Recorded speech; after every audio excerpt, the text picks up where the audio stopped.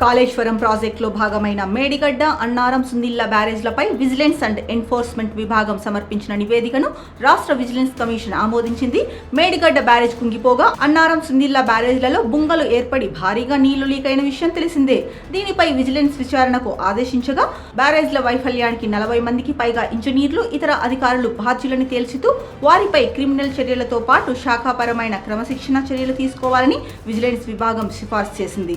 ఈ నివేదికను తాజాగా విజిలెన్స్ కమిషన్ ఆమోదించడంతో బాధ్యులైన ఇంజనీర్లు, ఇతర అధికారులపై చర్యలకు మార్గం సుగమమైంది. బాధ్యులైన అధికారుల జాబితాలో కొందరు ఐఏఎస్, మాజీ ఐఏఎస్లతో పాటు పలువురు మాజీ ఈఎన్సీల పేర్లు సైతం ఉన్నట్లు సమాచారం. ఈ నేపథ్యంలో వీరిని రక్షించడానికి కొందరు తీవ్ర ప్రయత్నాలు చేస్తున్నట్లు చర్చ జరుగుతోంది. ఈ నేపథ్యంలో ఆయా అధికారులపై ప్రభుత్వం చర్యలు తీసుకుంటుందా లేదా అనే అనుమానాలు ఉన్నతాధికార వర్గాల్లోనే వ్యక్తమవుతున్నాయి. ఇక మేడిగడ్డ బ్యారేజ్ నిర్మాణంలో సాంకేతిక తప్పిదాలు చోటు చేసుకున్నాయని, బరాజ్ పునాదుల కింద రక్షణగా ఉండే సికెంట్ ఫైల్స్ నిర్మాణంలో లోపాలతోనే 7వ బ్లాక్ కుంగిపోయిందని విజిలెన్స్ నిర్ధారించినట్లు తెలిసింది. ఇక బరాజ్ల పనులు పూర్తి కాకముందే పూర్తయినట్లు నిర్మాణ సంస్థలకు వర్క్ కంప్లీషన్ సర్టిఫికెట్లు జారీ చేయడం నేరపూరిత చర్య అని పేర్కొంది. బ్యాంకు గ్యారంటీల విడుదలలో సైతం నిర్మాణ సంస్థలకు అనుచిత లబ్ధి కలిగించేలా వ్యవహరించినట్లు తప్పుబట్టినట్లు సమాచారం.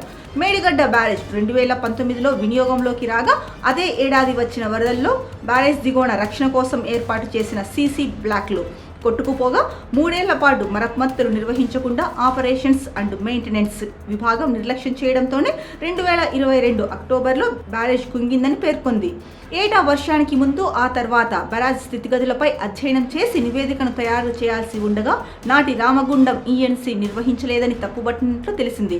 నిర్మాణం పూర్తయిన తర్వాత లోపలి భాగంలో షీట్ ఫైల్స్తో ఏర్పాటు చేసిన కాఫర్ డ్యాంను తొలగించకపోవడంతో నది సహజ ప్రవాహానికి అడ్డంకిగా మారి బరాజ్పై ఒత్తిడి పెంచిందని అభిప్రాయపడింది.